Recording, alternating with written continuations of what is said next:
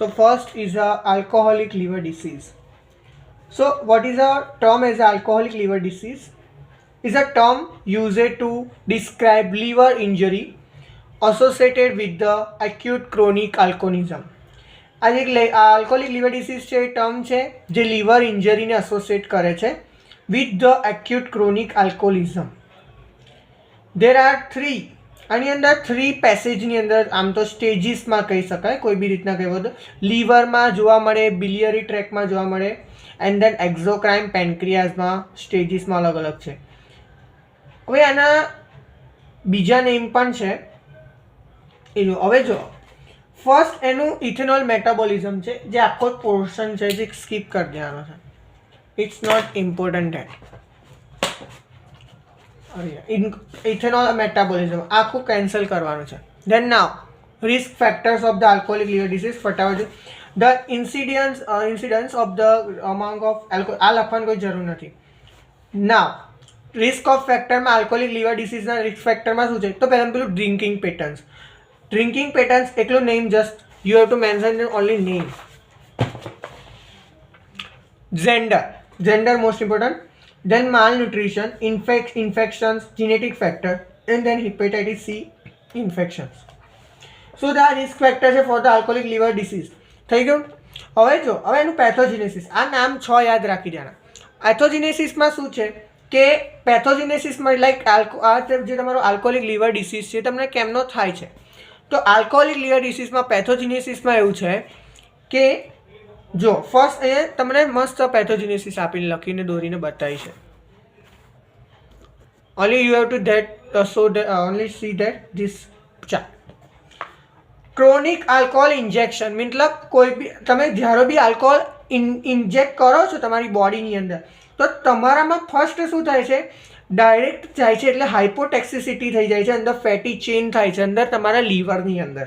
બહુ ડીપમાં જવાની જરૂર નહીં, કારણ કે only for read for purpose of exam, કોઈ નો એક્સેપ્ટ ધમ સમ વર્ડ્સ. ફેટી ચેન થાય જેથી ફાઇબ્રોજિનેસિસ થાય છે.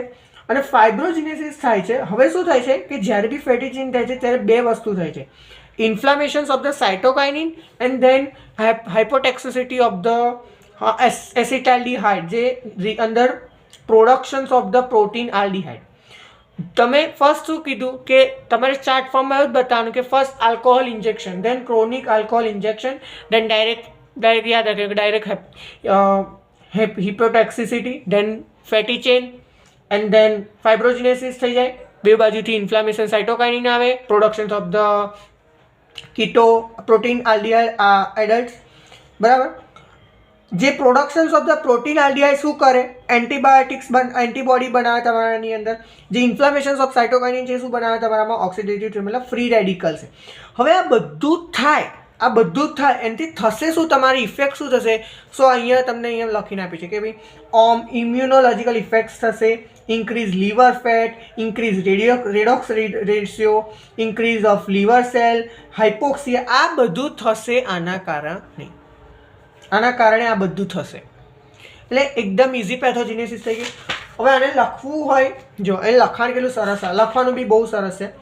લખવાનું કે pathogenesis of alcoholic liver injury yet ulcer unclear છે. બરાબર?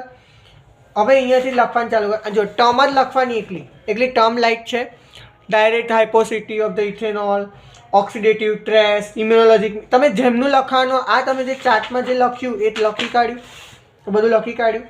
ફાઇબ્રોજિનેસિસ, ઇન્ક્રીઝ રેડોક્સ રેશિયો, એના વિશે ડિસ્ક્રિપ્શન લખવાની કોઈ જરૂર નથી. એ તમારી પેથોજિનેસિસ ઓફ આલ્કોહોલિક લીવર ડિસીઝ ખતમ. નાવ મોર્ફોલોજીકલ ફીચર્સ. મોર્ફોલોજીકલ ફીચર્સની અંદર ટાઈપ્સ ઓફ મોર્ફોલોજીકલ ડિસ્ક્રાઇબ લખેલું છે. હા, આમાં એટલી બધી ઇમ્પોર્ટન્ટ નથી લખવાની જરૂર. મોર્ફોલોજીકલ ફીચર્સ ખાલી નામ લખી શકો છો. આની અંદર તમને સાઇન એન્ડ સિમ્પટમ્સ આપેલા જ નથી, જે આમ તો ઠાકોર પ્રકાશનમાં આપેલા છે. Sorry,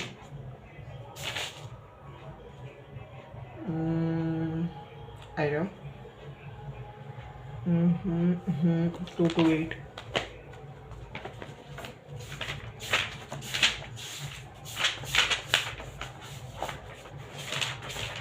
okay,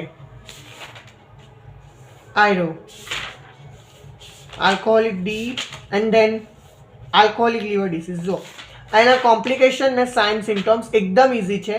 diagnosis and treatment. જો સાઇન સિમ્ટમ્સમાં અર્લી સ્ટેજમાં fatigue, loss angry, appetite, weight loss, nausea, pain, abdominal pain, પછી તમારી સ્કિન, બ્લડ વેસલ્સ છે બધા રેડ રેડ થઈ જાય કલરના. પછી જો સિમ્ટમ્સ અકરિંગ એડવાન્સ સ્ટેજની અંદર જો ઉભાર થોડું ઝૂમ કરો તમને દેખાશે. અર્લી સ્ટેજમાં ને એડવાન્સ સ્ટેજ. જો ઓડીમાં jaundice, redness on the hands, importance, આ બધું જે યાદ રહે લખવાનું. Then that complication. આમાં પેથોજિનેસિસ નથી સારી આપી. કોમ્પ્લિકેશન જોઈજો. આલ્કોહોલિક ડિસીઝ શું કરી શકે? તો બ્લીડિંગ ડિસઓર્ડર કરે, બેક્ટેરિયા પેરિટોન્સિટિસ, ઓસિફિકલ વેરિય, મતલબ જે શબ્દ યાદ રહે એ લખી કાઢવાના, પાછળ બી આપે જે લખ્યા હોય. તો આ તમારો હતો આલ્કોહોલિક લીવર ડિસીઝ, જેનું ઇન્ટ્રોડક્શન હતું. ધેન પછી રિસ્ક ફેક્ટર ઓફ આલ્કોહોલિક જે આવી જ ગયું છે આમ તો, એટલે આ લખીએ તો બી ચાલે. ધેન પેથોજિનેસિસ એન્ડ ધેન તમને જો મોર્ફોલોજીકલ ફીચર્સ યાદ રહે તો એની અંદર એવું છે કે fatty liver, alcoholic hepatitis, alcoholic cirrhosis and then laboratory diagnosis. આમાંથી જે શબ્દો યાદ રહે એ લખવાનું રહેશે. તો આ તમારો અહીંયા આલ્કોહોલિક. Thank you.